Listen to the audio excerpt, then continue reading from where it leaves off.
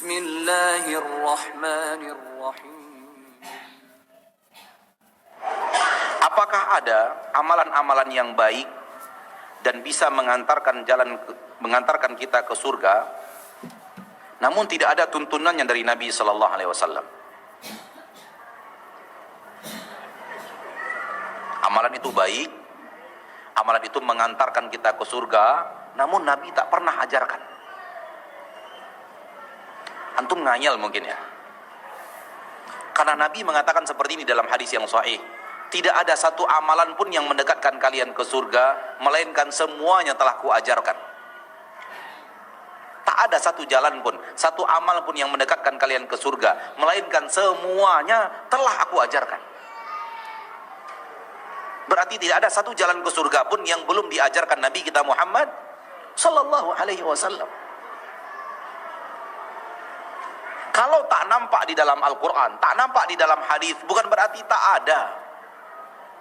Belum nampak sama Anda karena Anda kurang memahami Al-Quran dan hadis itu.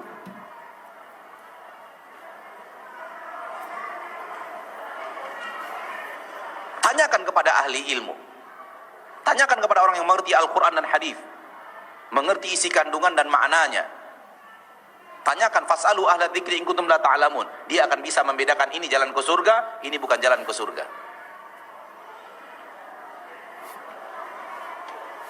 Karena semua jalan ke surga sudah diajarkan Nabi sallallahu alaihi wasallam. Sebagaimana Nabi katakan setelahnya, "Wa ma min amalin yuqarribukum ila an-nar illa waqad nahaitukum an." Tidak ada lagi amalan yang mendekatkan kalian ke neraka, melainkan semuanya telah aku larang. Semua jalan ke surga sudah diajarkan, semua jalan ke neraka sudah dilarang. Sekarang Anda katakan ini jalan ke surga, bahkan ini lebih cepat sampainya ke surga, namun sayang Nabi tidak ajarkan. Anda lebih hebat dari Nabi. Anda dapat hidayah lebih tinggi daripada hidayah Nabi. Anda dapat wahyu yang Nabi tidak dapatkan. Ada malaikat Jibril yang ngasih tahu Anda bahwa ini jalan ke surga? Atau ada orang lain, entah siapa dia, mengatakan jalan ke surga, bukan malaikat Jibril, bukan Nabi Muhammad sallallahu alaihi wasallam. Mungkin Buya Hamka datang dalam sosok ruhnya yang mengajar ini jalan ke surga, melalui orang yang pandai mengundang roh Buya Hamka. Itu bukan jalan ke surga. Ya, semua jalan ke surga sudah diajarkan oleh Rasul kita. Allah berfirman dalam Al-Quran surah Al-Maidah, "Al-yauma akmaltu lakum dinakum." Hari ini aku sudah sempurnakan untuk kalian agama kalian. Agama kita sudah sempurna, enggak ada yang kurang, sehingga tidak perlu ditambah-tambah. Imam Malik mengatakan, barang siapa yang membuat amalan baru dalam agama Islam yang Rasulullah SAW tidak ajarkan, maka dia telah mengira Rasulullah SAW khianat dalam memberikan amanah, khianat dalam menjalankan amanah, menyebarkan syariat. Barang siapa yang mengamalkan amalan yang Nabi tidak ajarkan, dianggap itu adalah pekerjaan baik dan benar, Rasul tidak ajarkan, maka dia telah menuding Rasulullah khianat dalam amanah. Karena Allah menyuruh Nabi menyampaikan seluruh jalan ke surga. Kenapa ada jalan surga yang belum diajarkan oleh Nabi kita Muhammad sallallahu alaihi wasallam?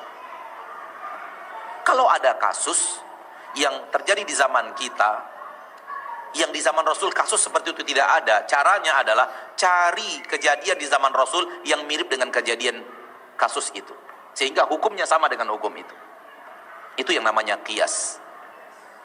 Tetap mencarinya kepada zaman Rasul kita tercinta Muhammad sallallahu alaihi wasallam. Sudah kita katakan pada pertemuan kemarin malam, misalnya bayar zakat beras, cari Al-Quran, cari hadis zakat beras, nggak ketemu. Karena di zaman Rasul nggak ada beras.